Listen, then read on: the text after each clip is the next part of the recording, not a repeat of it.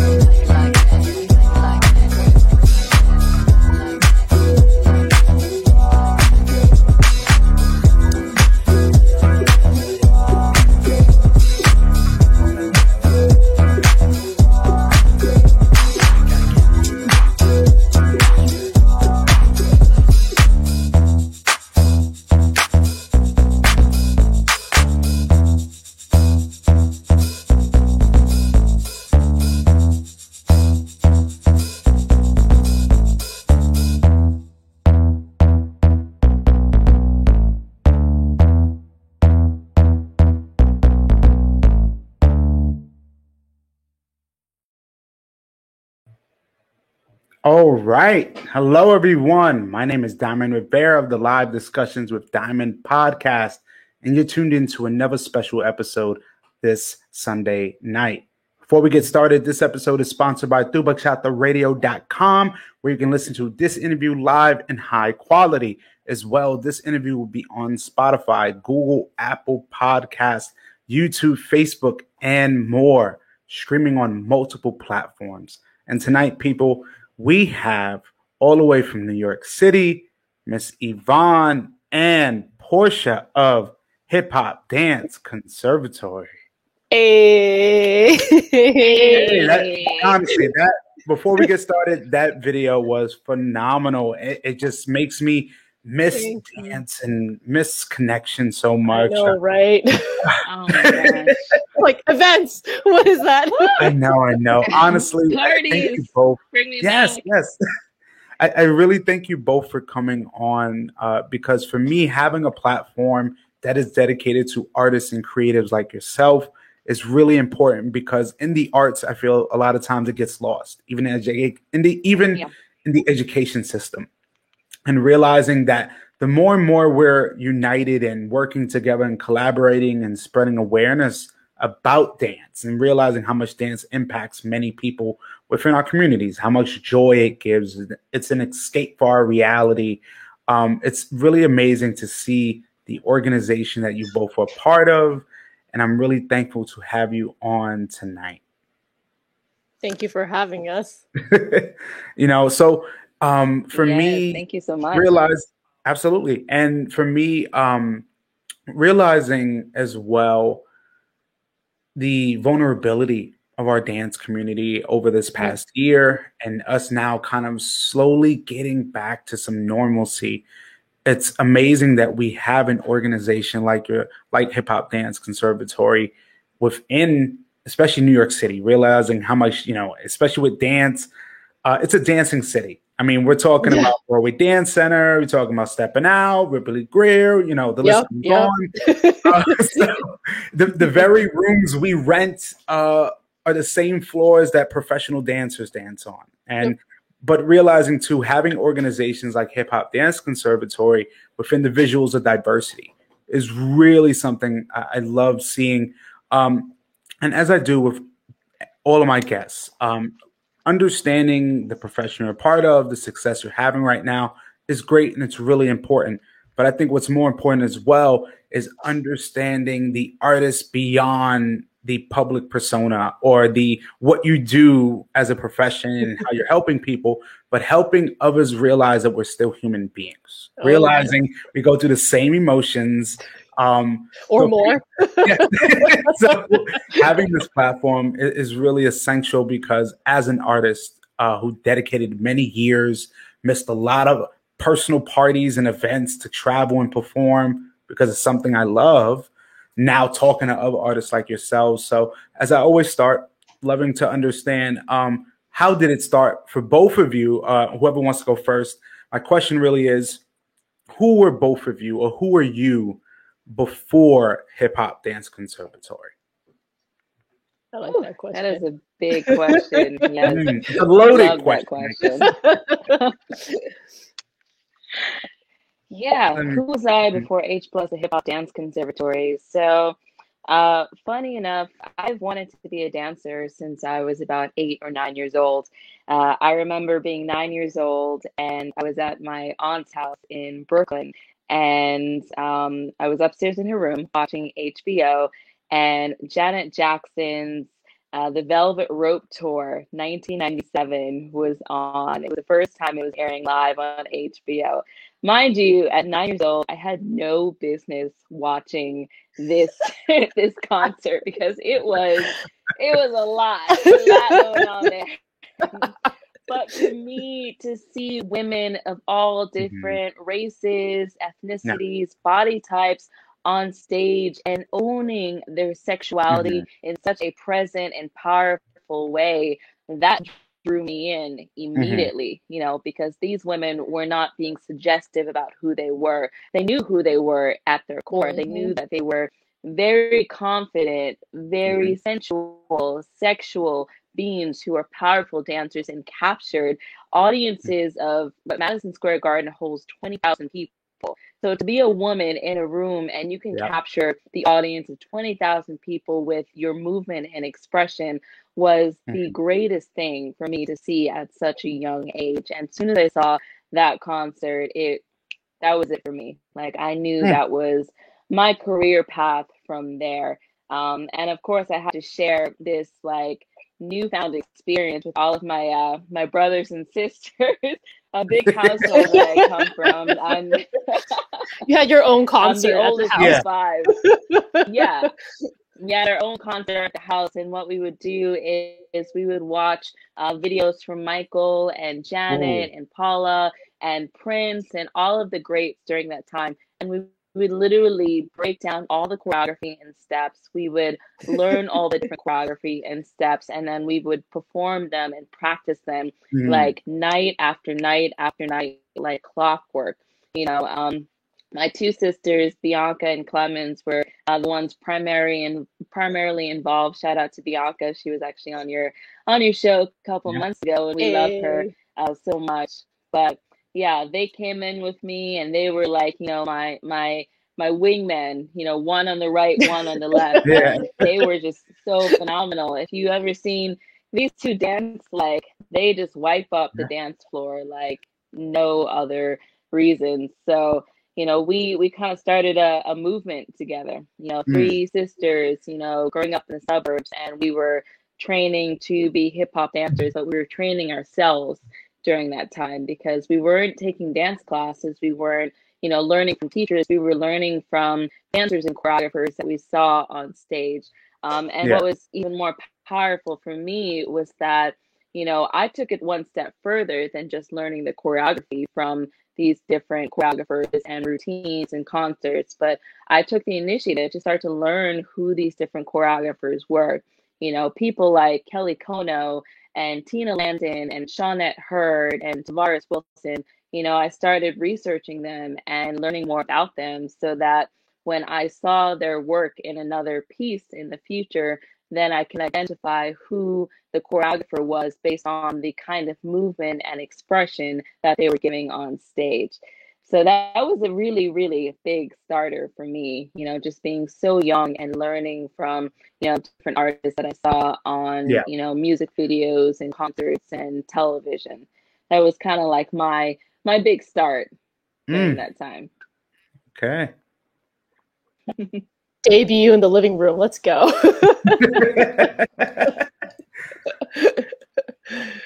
Oh my God. Yeah, it's funny. I think I had a really similar experience to Portia. So I've been like moving my whole entire life. I literally could not sit still as a kid. I remember like doing like piano lessons and just like essentially like getting up and doing cartwheels because I was just like, I can't sit still. I mean, that's how it happens. Yeah. So it definitely was a need in me. But I think like the biggest thing for me was coming back home from school and watching MTV Total Request Live, TRL, all the music videos. Oh my God. Like my mom would like call me and be like, okay, so you're doing your homework. I'm like, yeah, I'm definitely doing my homework. And then I'd be like watching music videos and I'd be like copying them and like trying to like do the moves. And we had like these full length mirrors. I'd like go to my parents' room and like try to see if it would like actually look right. And literally when I heard the garage door open, I'm like, oh shit. And I like, I turn off the TV and I like throw out all my books and pretend like I was studying the whole time. But all I was doing was just dancing around my house, like watching like, Aaliyah, Missy Elliott. It's just so many amazing artists with amazing dancers with them and just being like, oh, like I want to do this too. And then also kind of being like, do Asian people do this? Like I was like, but like at the time it wasn't as many, so like I was kind of like, how do I like make this life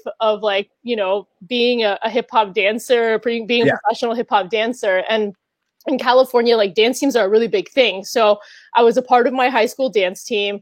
We purported to do hip hop. It was like, hip hop. It was like more like, kind of like funk, whatever. I don't know. We were trying. We were like trying to copy all the music videos and stuff. The hyphy movement was in there too from the Bay Area, right? So we had everything going on. We didn't know we didn't know what we were doing, but we were trying.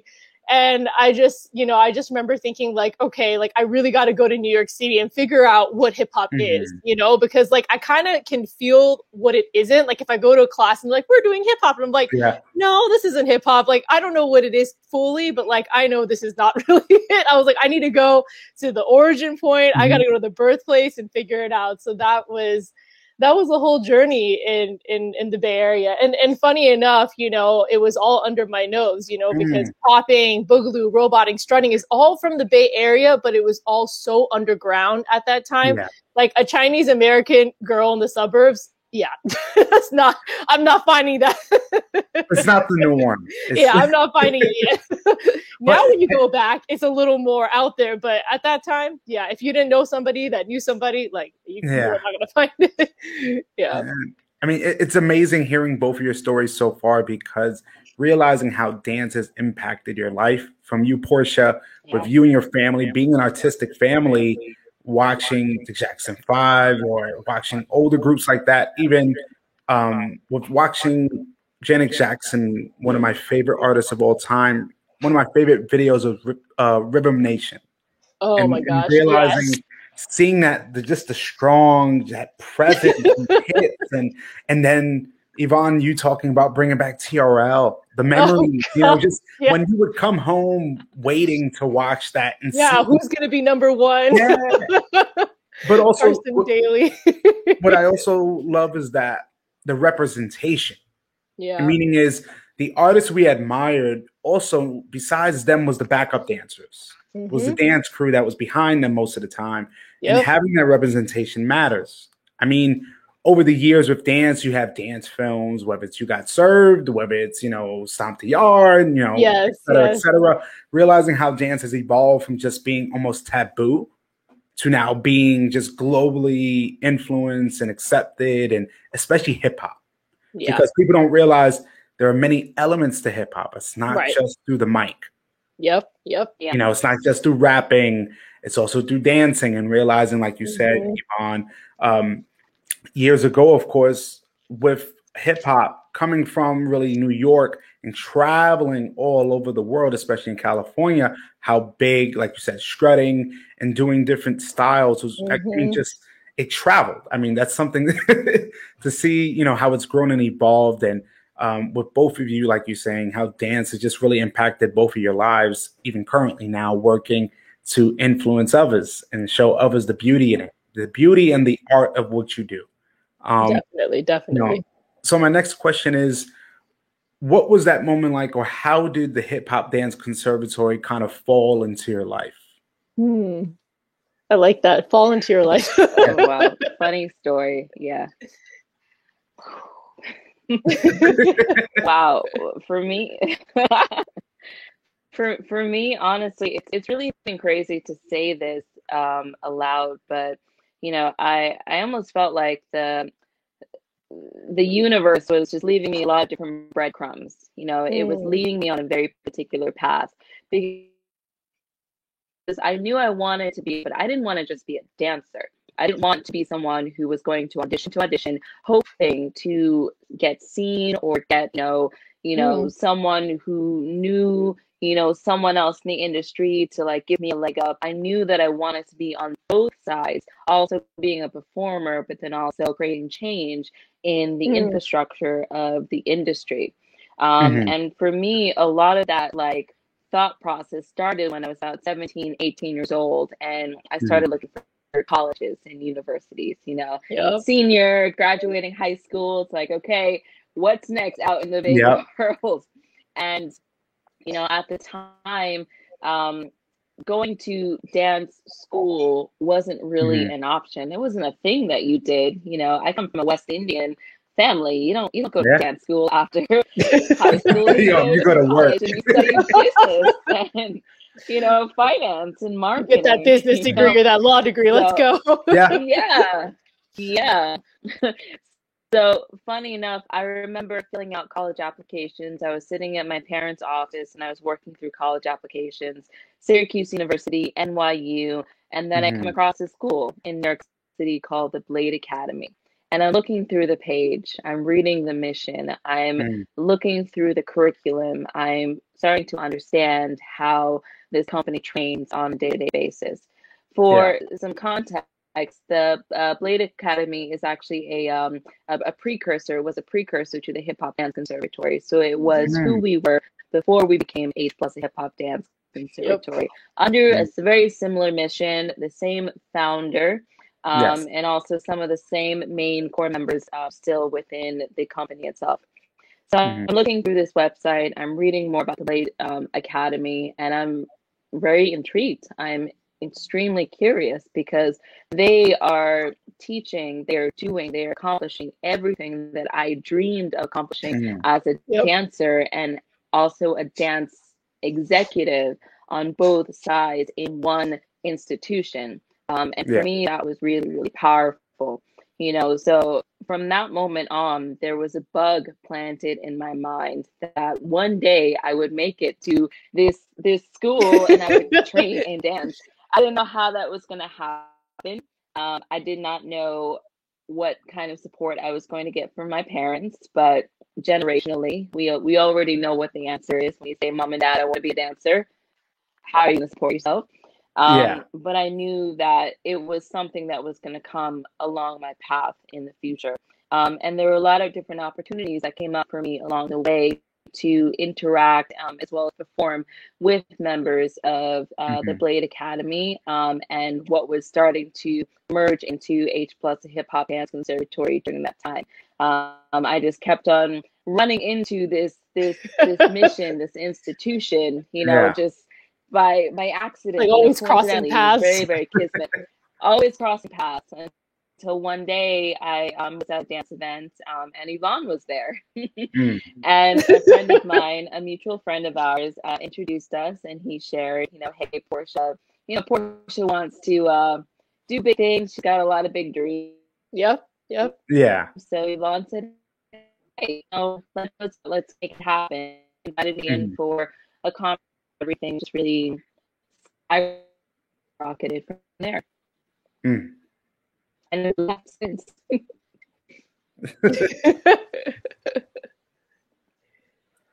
So how about for you, Yvonne? Yeah. Funny enough, it's like Portia and I have a lot of we're very parallel in a lot of ways. It's very interesting. So just like back in high school, I, was definitely challenged in a lot of ways by other subjects that were not dance or dancing. And my mom, she sat me down and she said, do you want to drop out of high school and try to pursue dance? Which is really big for an Asian parent to say to you. It was a big thing. And, it was kind of also a planted seed in my mind, because I thought to myself, well, I would want to do that, but where exactly am I going to go train? Right. Like it wasn't like ballet or tap where you're like, okay, there are all these conservatories. I didn't know of anything like that. And I just remember thinking like, man, I just wish I could call like MC Jin and just like be his backup dancer. Oh my God, you broke. Right? You remember he won Rough Rider. Yes. He won, and like he won 106 in Park, I think. 106 in Park, and he got signed onto Rough Riders. And I remember like being like, he's the only other Chinese person. So, anyways, I was like, all right, I'm gonna figure it out. I was like, let me just get myself to New York. So, I went to New York. I went to NYU, and my parents told me not to dance when I went there, because they're like, you're gonna get distracted. You're not gonna be good with your studies. Yeah. So like I tried for a month, like literally to not dance. And I felt at the end of the month like I was gonna explode. Yeah. I was like, I cannot do this. I remember I like rented the dance studio at the bottom of my dorm, and I just danced for like 5 hours straight. And I remember that moment was like, okay, nope. I gotta have dance in my life. Yeah. I can't stop this. And so that was my journey of like starting to go out to dance classes, going to different dance studios, trying to understand this whole community of New York City that I like landed in. And about a year and a half in, one of my, another member of our like dance club at NYU, who's like, hey, come to this class. He was in the Blade Academy. So he's like, come to this class. I came to it. This class is 3 hours long. You will sweat. You will like feel like you lost 50 pounds. Like you will just feel like so light afterwards. After that class, I was like, I am sold. This is it. Like I was like, this is the training I've been looking for, right? Where it's like, they're actually going to go through all the foundations, right? They're actually going to say, this is popping, this is locking, this is breaking, all these things that I saw, but I never knew what the names were. All of a sudden, everything started getting clarified for me. And I was like, this is it. This is the training. And after that, I couldn't stop coming back to the Friday class. And then I came to the summer intensive, and then the rest is history. So yeah. That is amazing. I mean, realizing, just hearing the stories of how your paths even crossed. Yes. To the Blade Academy. And realizing too is that I think there are many different types of people in life that can take those type of opportunities and capitalize on it. Or others that feel like maybe it's too much and just kind of shy away from it. Very just like the dancers that, hey, I'm better in a social setting rather than a professional setting. And realizing too with the Blade Academy and how it really pushed both of you. And like you said, Sue, something you touched on was really important, because it is a topic I've talked about with many artists, especially people of color and different origins. It's a topic of, is dance a financial gain for me through my family's eyes?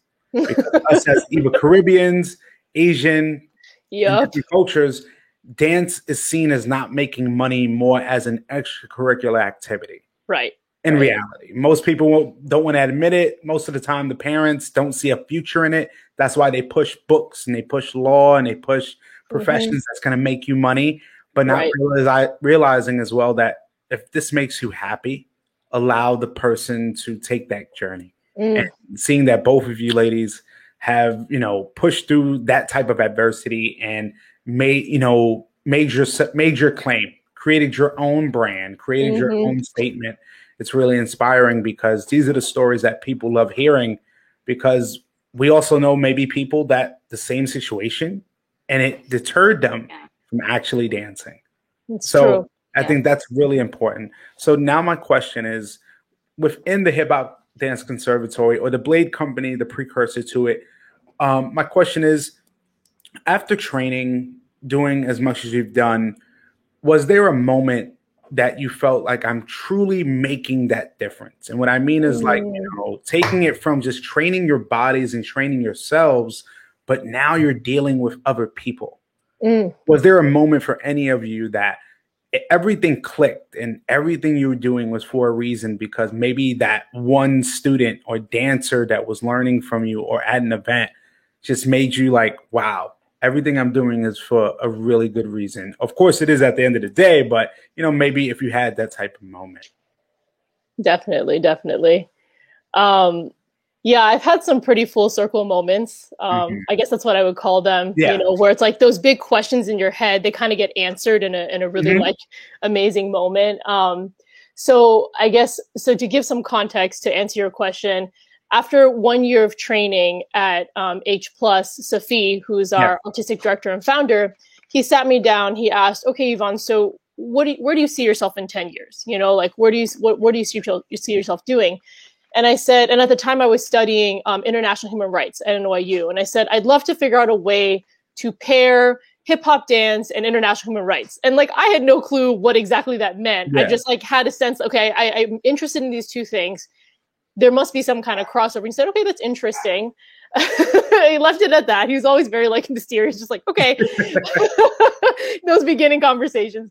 And then 10 years later, we actually applied for special consultative status at the United Nations. So we have a seat on the Economic and Social Council, and we're able to be consultants to global leaders and talk about, well, why should we have dance at the table and in the conversation?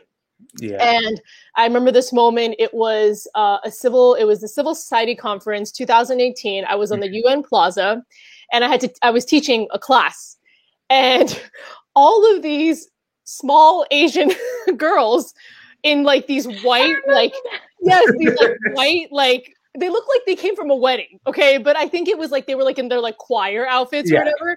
There was like 15 of them, and they all just like came to my class, and they're literally in these dresses on the ground, like doing like breaking with me and like popping, and I'm just like, whoa, this is freaking crazy. Like I have all these like people that look just like me, younger, that are like just like, you know, at the UN learning from me. And then at the very end of it all, this little girl comes up and she goes, you know, I kind of like hip hop. And she walks away. And it was just this, I don't know, it was just like this beautiful moment, like the sun was setting. And I was like, I planted some kind of seed in her to make her realize like, hey, there's like, you know, this beautiful art form of hip hop and you can do it too, you know? And who knows if she's ever going to do it, but now there's somebody that looked like her that introduced to her this culture and this art form and this dance. So that was like a full like moment that I was like, wow, like full circle experience of just like, passing it on and being that role model for who you wished you would have had when you were younger. So that is beautiful. That is beautiful. Thanks. Yeah. I have to interject on that story because I was there watching all these like you were women come in, and just the way that they stood by and like looked at Yvonne, just like watching her in awe as like she's teaching. I think you were teaching rocking and breaking, which is a very aggressive dance. You have to get on the floor, you have to get on your hands and knees. I mean, and they were just like, can we do that too? But then I could also see like their parents and their chaperones like, no, you'll ruin the dresses. Yeah. They just wanted to jump in so bad. It was so interesting. Such a weird, interesting moment. Yeah. Yeah. Yeah. So what about for you?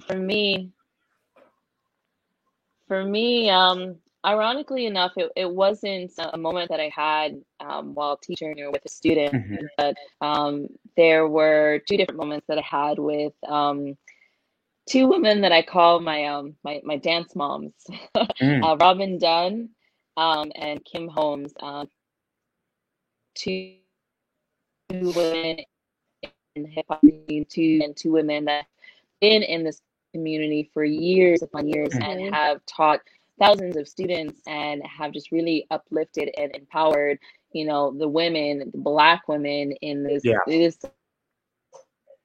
art form to just dance and do it with power and, you know, positionality. And I think the moment that really everything really hit me was we were hosting some of our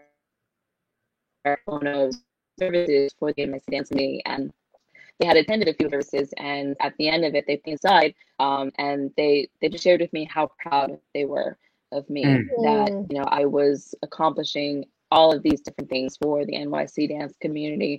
I was a Black woman accomplishing these things for the dance community. And I was someone who was relatively significantly younger in age, you know, and doing it at a prime in my life where I can go to the United Nations and represent and advocate for, you know, New York City dancers and, you know, dancers globally, but then also like get down at the hip hop parties, you know, to be at this prime in my life and just doing it all and, you know, looking great while doing it was just really amazing.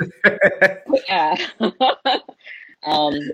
the fact that they shared that with me, how proud they were of me, and the fact that they are confident and know that I will carry on their legacy forward just meant a lot, especially coming from these two, because I admire these women so much and I've looked up to them for years. So to know that right now they're just a phone call away, you know, and I can share anything with them, just it means the world to me.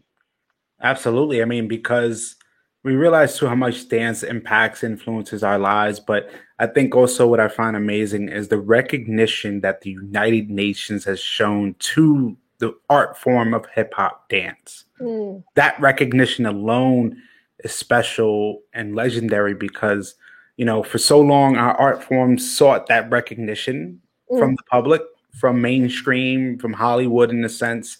And over time, we've gotten that acceptance. But to have that acceptance on a government level, on United Nations level, that I can be frank, I mean, that right there is something that not many have that opportunity.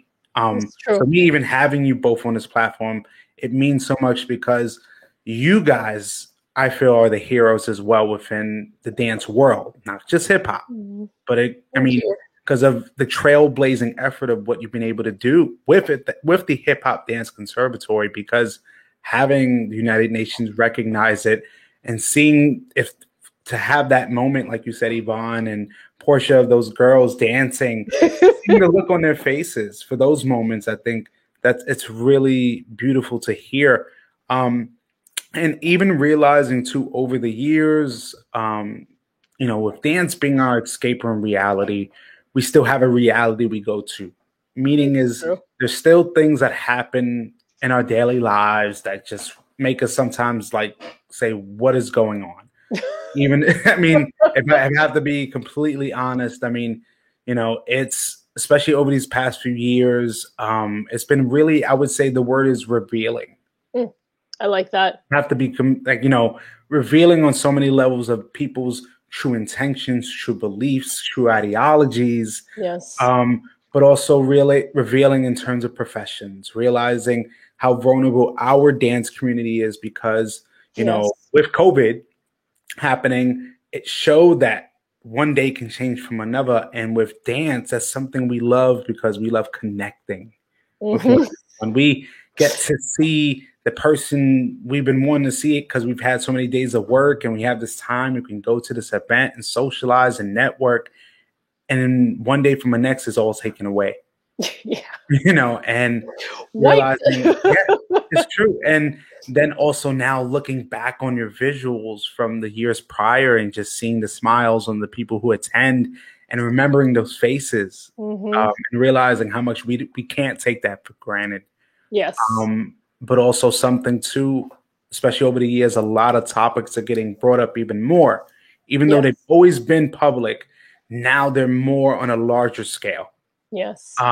Whether it be, you know, human rights, whether it be just racism, anti-Semitism, you know, rights for gay and transgenders. There's so much that's involved, and especially the as people's have the hashtag Stop Asian Hate, Mm. and realizing too that what we've been going through for years, but it's been so much more prevalent, and in my opinion, over this last administration, especially, and the allowing that to happen and manifest. Yeah. And me also, and I'm completely honest with people, I'm in the military, but I don't speak for the military. I speak for me, and realizing too that I have people alongside me who are Asian. Mm-hmm. They fight for this country as well, and everyone deserves the same respect. And for me, it's just seeing what's been happening. It's disheartening. It really is, because I think everyone should love one another and be kind, and it's not hard.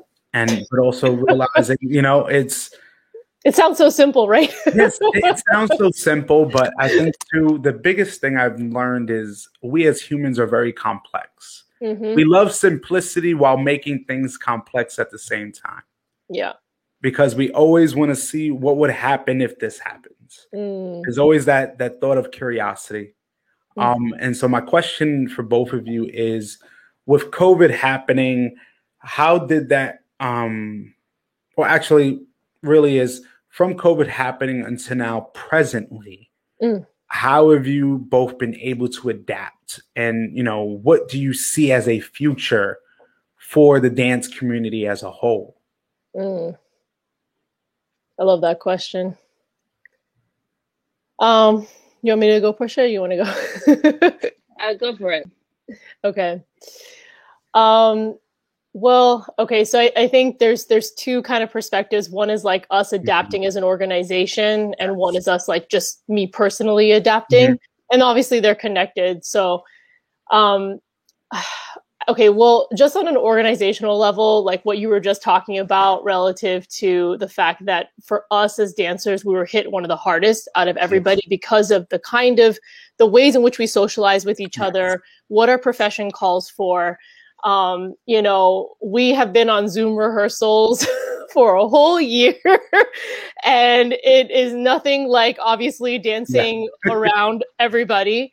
But what I would say is, I think what we as an organization recognize is this pandemic reveals the reality of our future, meaning this could happen at any point again in the future. Just because COVID-19 goes away, that doesn't necessarily mean that something else might not come back in our lifetime. And of course, we never want that to happen. But I think now that we've all experienced it, it's like that is a reality, right? It's like, okay, this could be the case that the government could just say, everything is shut down. You can't have events. You can't do this. You can't do that. And what really was challenging for us was, as you saw in that video, everything was in person. Everything was an event. Everything was a production. I mean, we were like running like 5 to 8 productions per month, of free events for the dancers, theater productions, classes. It was intense, and it was our lifestyle. Yeah. And so, once this, this reality settled in, and that whole 2 week, we're going to be gone for 2 weeks, we're like, and it's a month, and you're like, this is going to be like 3 years. Got it. And so we were just like, wow, we are not able to service the dance community the way that we were in the past. And all the infrastructure that we had to transition over. And, it was like, we weren't prepared for that, and I think a lot of people weren't, honestly. And recognizing, hey, if we're going to evolve, then we need to bring in this reality into our consideration. So, especially with like programs like Dance Smart, right? Live DJ party, free foods, groceries, cooking lessons. We're like, okay, so let's just pretend like we're still in COVID-19. How are we going to make this happen? And we're like, okay, we're going to transition it to a grocery delivery service, because then with that, no matter what happens, whether we can have events or not, we can have our own delivery trucks, we can have our own delivery fleet. We can kind of circumvent a lot of the challenges that come with needing to have, we were at Pro Studios, we were in a dance studio space doing this, right? So, this is essentially what Portia, myself, and the team have been working on for the past years, re-envisioning, reimagining, creating new infrastructure, and really fundraising and getting a whole new establishment, taking everything that we learned from those past 5 years of running Dance Smart and being like, okay, how do we take that wisdom and then now adapt it to where we're at now, you know? So that has been kind of like the organizational adaptation, if you will. And that is honestly, you know, in doing that, we have also really, I think, internally transformed ourselves, you know. I think, you know, especially with what you were bringing up about everything that's going on with now everybody paying attention to Black Lives Matter, because that obviously didn't start during COVID-19, but with, you know, essentially no distractions, being at home on your phone, there's a lot more likelihood that you're going to actually look at the things that in the past you might have just scrolled past and said, oh, well, anyways, I have to do this. I have to send this email or something, you know? So, you know, the revealing of the systemic racism that most, if not all people of color face, you know, at varying degrees and intensities. I think for us as an organization that is Black owned, you know, and has, you know, 3 Black people and 1 Asian person running this organization, you know, this year was like tumultuous, like it was just like, but you know, it's one of those things where it's like, it really, how can I say this? I think it really shined a light on all the things that we have been talking about for years, you know, like you go on our YouTube, we've been doing advocacy campaigns about, you know, fetishization of women of color. We've been doing advocacy campaigns about body image of women, you know, like we've been talking about all these things and, you know, referencing to historical things like, you know, just like all the different sort of disadvantages and injustices that, you know, women of color, people of color have faced. So it, you know, it was a resonating moment of like, okay, we've been talking about this. Now everybody else is joining into that conversation. That's a good thing, you know? And I just hope that, you know, when things quote unquote go back to normal, that people don't kind of get sidetracked and just let go of the things that opened up in their mind during this time period, you know, because it's a good thing that, you know, Black people are resting more, honestly. like the fact that like there's like this rest, you know, justice, you know, I think that's amazing. You know, I think it's great that Asian people are actually speaking up and sharing about their history and their culture and their traditions, because we usually just keep that to ourselves. We don't talk to other people about it. We don't broadcast that anywhere. It's kind of a part of our culture to just be like, look, this is our thing we do on the side. And, you know, you just do your thing and just leave us alone, right? Like just check out Chinatown and you see that happening all the time. Everybody's in their own thing. You can come in, but we're doing our own thing, right?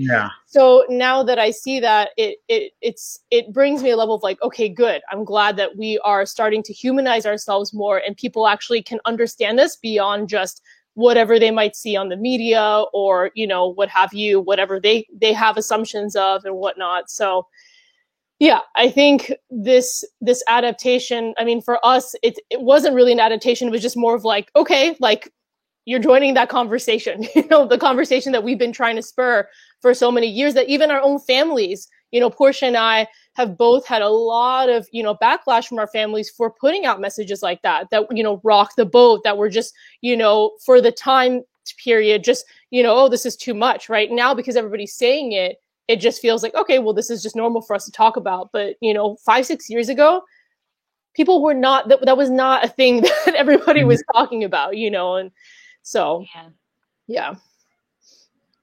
Sorry, that was a lot. No, it's perfect. And you, Portia? Yeah, thank you so much for sharing that, Yvonne. You know, I think for me, it really pushed forward a conversation about breaking a generational cycle of what it means to be a Black or Latino artist today, growing up in America.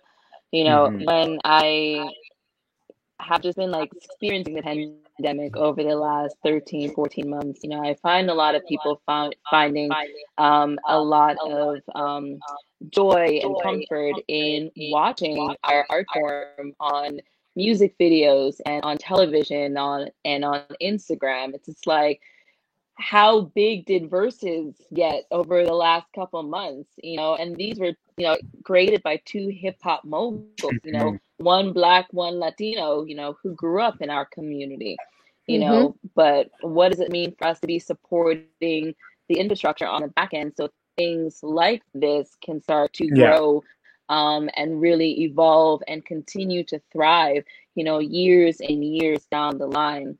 You know, so while I'm watching all of these incredible, you know, artists kind of putting out their work to help people cope with the pandemic, I'm also thinking about, okay, that means that our community really needs solid infrastructure, because there's going to be a time where these artists are going to be physically challenged and they're not going to be able to put out works. Let's say another pandemic happens in 5-6 years. What then? Who's going to keep everyone, you know, sane at home while we wait for the lockdown to quote unquote be lifted? You know, and we can't take Black and Latino artists for granted right now, because we are, you know, the people who kept us moving forward during this time. You know, we kept us entertained. We kept us crying. We kept us feeling this level of hope inside that our community will continue to thrive after generations and generations. You know, so for me, that really just kind of like tied a very, very shiny bow around my purpose here at H Plus. And, you know, I said to myself, okay, I'm doing all these different pro bono services for the dance community, but there is so much more that I can be doing as a woman, as a Black woman who is really digging deeper to understanding my self-identity, and conversationally putting that out into the world for other people to relate to. Because I also know what it feels like to feel different things about my skin color, about my hair texture, about my body type, and not knowing who to relate to, because all of these different conversations have been so stigmatized and tabooed in our communities over the last couple of years. You know, we weren't talking about the natural hair movement until 3, 4, 5 years ago. Before that, it wasn't a thing. I couldn't go to my parents and say, hey, I want to wear an afro to work. Like, no. You'd be like, put that hair back. Exactly. It just would not happen at all. You know, but to see how all of these incredible artists have really put these conversations on systematic racism, you know, hypersexuality of Black women, you know, Stop Asian Hate, into a real form for us to watch and visualize, you know, without the message being, you know, without the message being like censored, but just really putting it out there, just really sent me a personal message to say, hey, Portia, there's more that you can do for your community right now, because they need your voice and they need your part in it. So what is it that you are contributing to this global community beyond the pro bono services? The pro bono services are a plus, like getting free groceries, that is amazing, you know. But what does it mean for them to hear Portia's voice and her leadership in an entirely new way, you know, that the pandemic brought out in myself and so many other people around the world?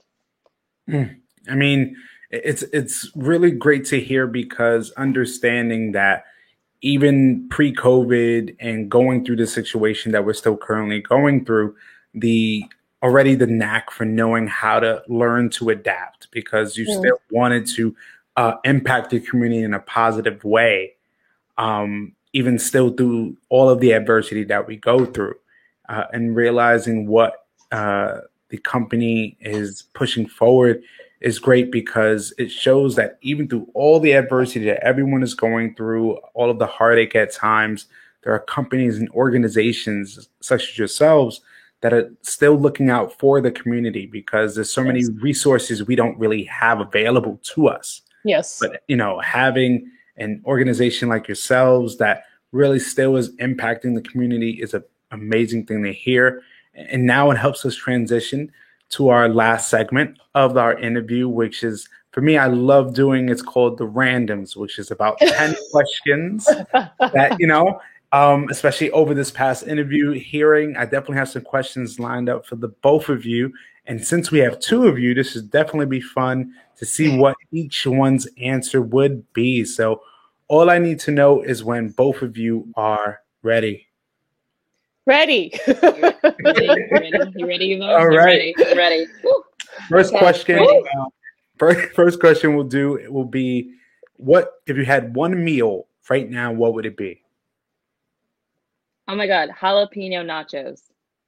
Ooh. Ramen. All right, jalapeno nachos it is. Second question is, if you could dance to one song, what would it be? It's so hard. I have to say Never Too Much by Luther Vandross. Ooh, oh man, Luther. Oh, I love it. I mean, Yvonne, Never Too Much is really hitting me right now. I want to hear. Definitely want to hear your answer. Oh boy. Okay. Let me think. She came really strong with that one. All right. I'm gonna have to go with Jhené Aiko. She's Oh, the music artist of my life. I love her. Triggered. Okay. Yeah. Okay. All right. I love it. I love it. All right. Next question is, what is your dream vacation destination? I would say Vietnam. Ghana. All right. That came with a quickness in both of you. It was like Vietnam, Ghana. All right. We've been fantasizing about our vacations for some time now. Let's go COVID now. All right. I mean, I don't blame you. I definitely don't blame you. All right. Next question. What did you both want to be at 10 years old? 10 years old. I feel like I already gave my answer at the beginning. Oh, you said dancer. I don't know if I said dancer. Yeah. I probably was like aiming for doctor just because. Okay. The parents were like, eh. Yeah. It was the doctor lawyer, you know. I was still following the footsteps. Absolutely. I mean, Portia, looked like you could have had a nice little, group going on. You got the sisters and the brothers. That's true. Hey, yeah, the Daraballs. It could have worked. The dancing Daraballs. Absolutely. All right. Next question is, what is something, or actually, what is something that you want to see change within your community? I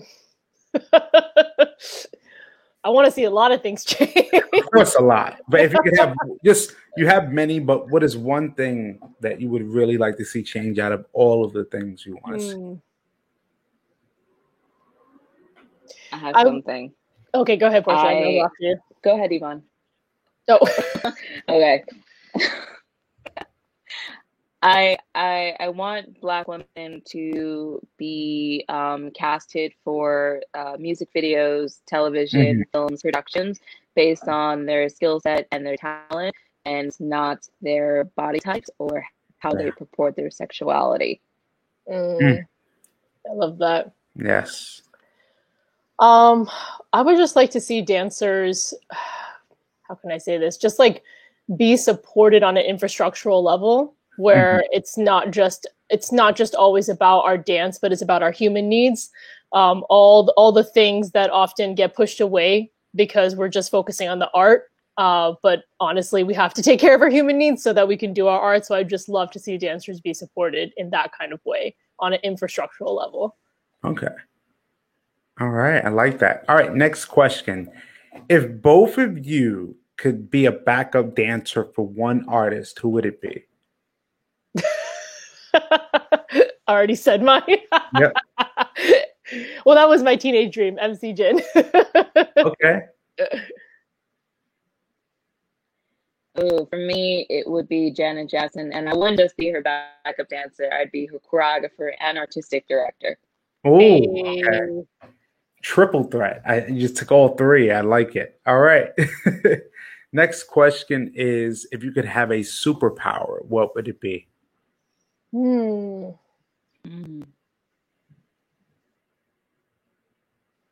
I would be like, I'd say like morphing into like all kinds of like forms and like creatures and stuff.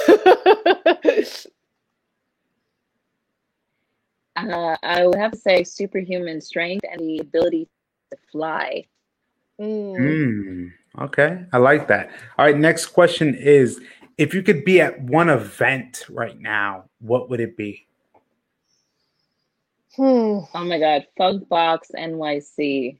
Behind the Groove. All right, perfect. Next question, second before last, is, what is a special talent that many people wouldn't know you have?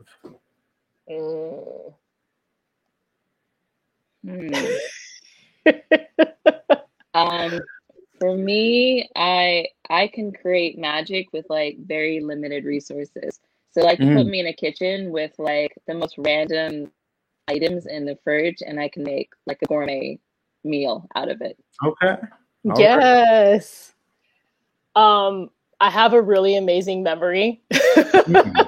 And I can like pull out details where people were at, who was there, like that.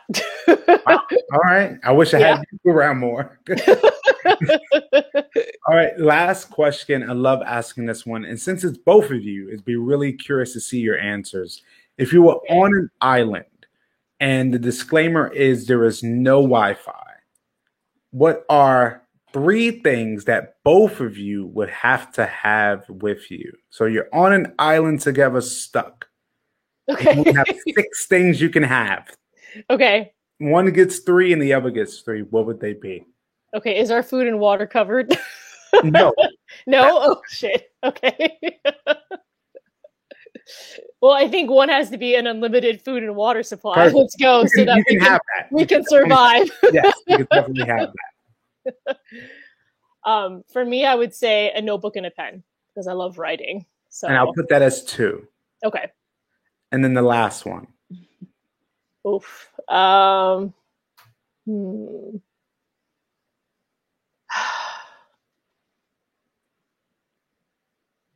This is hard.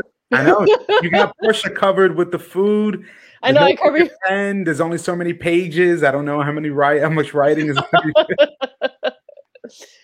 Oh my God. Can I bring people? No, it's only things, right? Yeah. So 3 things. So you have 1 thing. You can bring 1 person if you want. Okay. Maybe a family member. Maybe I bring a family member. Like my brother. I'd bring my brother. Perfect. All right. Now it's your turn, Portia. Oh, okay. If I was on an island and I needed 3 things, definitely my iPod. Mm-hmm. Number 2 would be an unlimited supply of dried mangoes. Kind of you get from Trader Joe's, like those little $2.99 packages. Wow, it just keeps filling up and filling. Yeah. Yes. Yeah. And also another unlimited supply of bathing suits and bikinis. There you go. See, Yvonne, she's got you covered. I love. So she's got the clothing covered for me, and I have the food covered for her. Because Yvonne was not thinking about clothes. She was just like, hey, I just need food at the end. So I definitely thank you both for doing this segment. I love doing it within my interviews because it allows myself and the audience to get to know you a lot better. And now we're at our conclusion of our interview. And tonight, honestly, from the both of you, hearing your stories, not just from the involvement of the Hip Hop Dance Conservatory and the success along the way, but also understanding you both as human beings. Because for me, having this platform, it's so necessary because the same art form I love a lot of times gets overlooked by so many. Mm-hmm. And a lot of the stories that many artists that I know have get lost. And realizing that having artists like yourselves, having the organizations that you both are a part of, understanding the impact, understanding the mission and the focus is so important because it brings that added awareness and allows people to see, hey, there is representation of something like this. You know, there's people here talking about it rather than you have to like really deeply search. Hey, I'm bringing these people on to talk about their lives, not just for what people know them for, but also how people can appreciate you both for who you are as people. Definitely. Thank you for that. Absolutely. Absolutely. And at least before we go, I would love to know if you both had any last few words for myself and the audience, but also contact information on how people can reach the organization and also learn about future projects. Awesome. Yeah. Portia, you want to go or? Go for it. You can go first. Okay. Yeah. Well, I think the major project which we are putting forth is Doorstep Dance Mart. So this is the grocery delivery service that I was talking about earlier. We are fundraising to provide 1,000 dancers with a month's worth of groceries, sanitary supplies, and toiletries for a whole year straight. So the idea is to really get people off the ground, especially as COVID is still here and we'll want to get dancers, situated and recouping from all of the kind of standstills that have been going on. So you can learn more and donate by just texting Doorstep Dance Mart to 44321. And all the information is there. And if you have it in your heart to be able to donate, we would so appreciate it. So yes, thank you. Absolutely. Yeah. And of course you do. Oh, sorry. Yeah. No problem at all. Yeah, make sure to follow us on Instagram at Hip Hop Dance Conservatory. And you can follow myself at Portia A. Darival and Yvonne at Yvonne H. Chow. Yes. Perfect. And honestly, before we go, I definitely want to play this video for everyone here. An amazing video by the one and only Yvonne Chow. I believe it's called Unapologetically Asian. We're going to play this right before we go. After this, we'll come back on. So see you soon.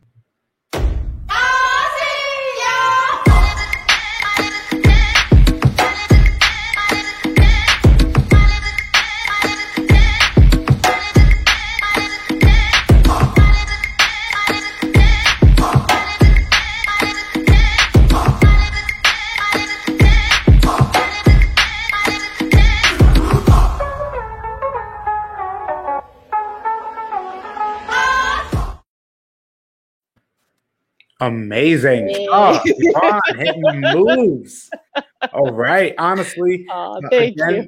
Yes. Again, as I said, I've had a wonderful time talking to you both, realizing that, with my platform and your initiatives and your organization, both of us are just trying to do amazing, positive things within our community that really leave the lasting impacts. To be honest, it's been amazing talking to you both. I definitely look forward to having you both on in the future. Even as well, I'm thinking hopefully in the future, maybe we can do a panel with the company and talking about new projects coming up. Because again, with my platform, I want to bring awareness to organizations that are doing so many great things at home, but also having a global impact. So I thank you both, Portia and Yvonne of the Hip Hop Dance Conservatory, for coming on to the platform tonight, because again, spreading awareness for organizations like yourself is what's needed. So I thank you all, everyone that's been able to tune in, everyone that will tune in the future. This has been another amazing episode of the Live Discussions with Diamond. I am Diamond here with Yvonne Cho and Portia Darival of the Hip Hop Dance Conservatory. So everyone, thank you. Have a great night. Stay safe, and we will see you soon. Thank you. Thank you so much. Thank you, everyone.